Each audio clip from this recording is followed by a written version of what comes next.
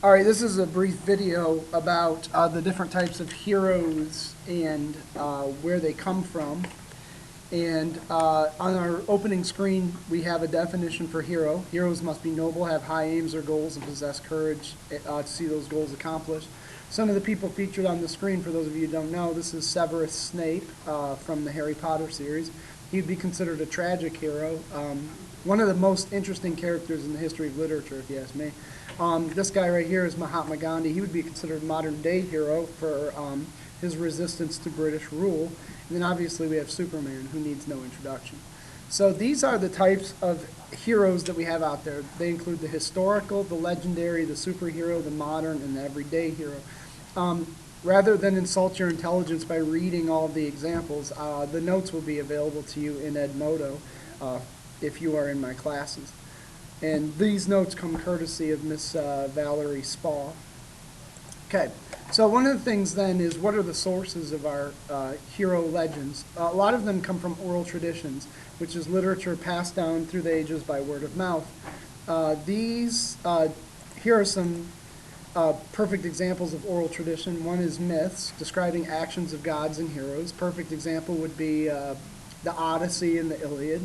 The Epic of Gilgamesh. Then there's folk tales, which usually deal with Briar Rabbit tales, magic, romance. Then there's legends, and there's a lot of crossover between these different types as well. King Arthur would be a good example of a legend, but it also borders along the lines of a folk tale. Then there's the epic hero, which is like a long narrative poem that combines the features of myth and legend. Perfect example would be Gilgamesh from ancient Mesopotamia. That said, these are some archetypal patterns. An archetype is a recurring pattern in literature, history, and culture. And a lot of stories include recurring patterns, such as the trickster, the hero's quest, the protagonist, the antagonist, and the monster. Just as an example, too, there are two characters that we're kind of comparing and contrasting at this point. Cinderella is an archetype. She's a character who was orphaned as a child who lives in an unloving family. She's the protagonist. The antagonist is the evil stepmother. Her quest is that she desires love and belongingness.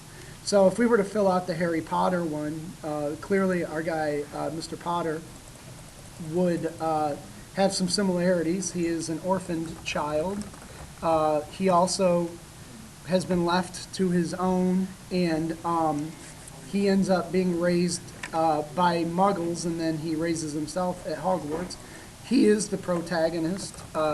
His antagonist then is kind of the person that he's linked to, which is our guy, Voldemort. His quest is actually to destroy Voldemort, but he goes along an awful lot of sub-quests in between there. So that's an example of yet another hero here. That said, we're going to have some assignments coming up where we have to analyze folk tales and legends and heroes from different cultures, but we're not going to get into that.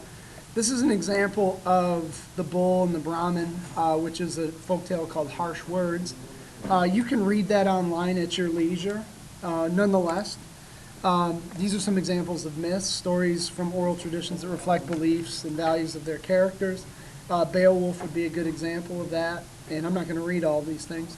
An epic hero then refers to things that are long narrative poems, and instead of insulting your intelligence with this, I'm also going to submit these notes via Edmodo to you, and you'll have to read them on your own. We're not going to do the exit slip, but this is a brief presentation on the different types of heroes that are out there.